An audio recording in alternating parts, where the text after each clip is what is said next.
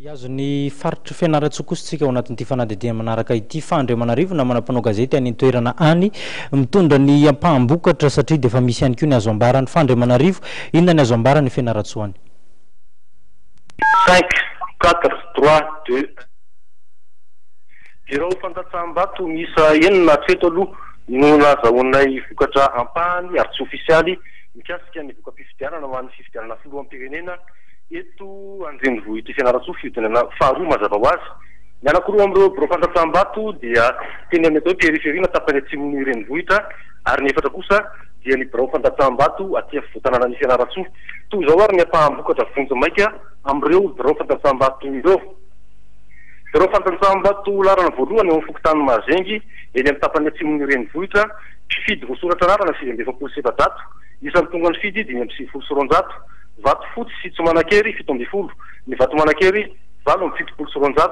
Era zonary mampianina nahazo isam-bato 770, ny docteur Jean-Louis Robinson nahazo vato isa 100. Bureau fantatsam-bato larana fahaefatra fokontany Amotana mbola eny amin'ny tapany atsimon'ny renivohitra ihany dia nahitana mpifidy voasoratra anarana miisa 770, isan'ny tonga ny fidy 770 sy 300. Ny vato fotsy sy tsomanakely 220, ny vato manakely 920 sy 300. Vato azo ny candidat Era zonary mampianina 520 sy 200. Ny vato azo ny candidat Jean-Louis Robinson kosa 230. Fa ho amin'ireo bureau fantatsam-bato amin'ny faritra afovoan'ny fianaratsoa kosa indray izay nazahoana ampahambokatra teto dia ny bureau fantatsam-bato larana voalohany eo amin'ny fokontany Ambalapaiso nahitana mpifidy voasoratra anarana miisa 420 sy 700, tonga ny fidy ny 320 sy 700. Vato fotsy sy tsomanakely miisa 320, vato manakely miisa 700. Mitarika amin'ny 700 ny candidat Era zonary mampianina, manaraka azy 120 ny candidat Jean-Louis Robinson.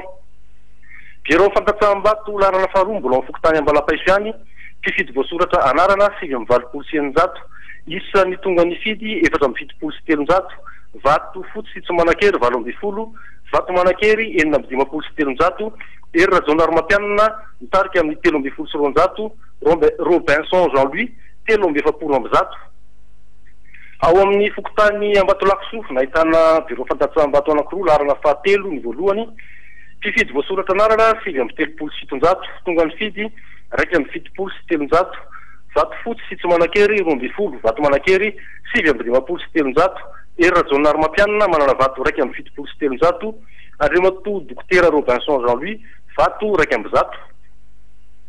Ny bureau fantatsam-bato farany nazahoana vokatra ampahany vonjy maika amin'ity hariva ity dia ny bureau fantatsam-bato larana fahaefatra fokontany Ambatolakisoa aty afovoantanana fianaratsoa izany, mpifidy voasoratra anarana 430 sy 700, mpifidy tonga nanefa ny adidiny 370 sy 700. Vato fotsy sy tsomanakely 720, vato manakely 420 sy 700. Candidat Era zonary mampianina 220 sy 200, ny candidat Robinson Jean-Louis no nitarika tamin'ny vato 330 sy 200 tao amin'ity bureau fantatsam-bato iray ity. Amin'izao ray tenenana izao dia efa misy ny nahavita izany fanisana ny vato ho an'ny fiodinana faharoa amin'ny filoham-pirenena izany. Misy kosa ireo mbola amperiny ary dia iazana ihany koa mitondra ny fironana vonjy maika ho an'ny tapany avaratsy ny renivohitra fianaratsoa amin'ny fotoana idiranay manaraka eto. Fandriamanarivo miainga reto tsy an'olon-droa fianaratsoa ho an'ny Matv.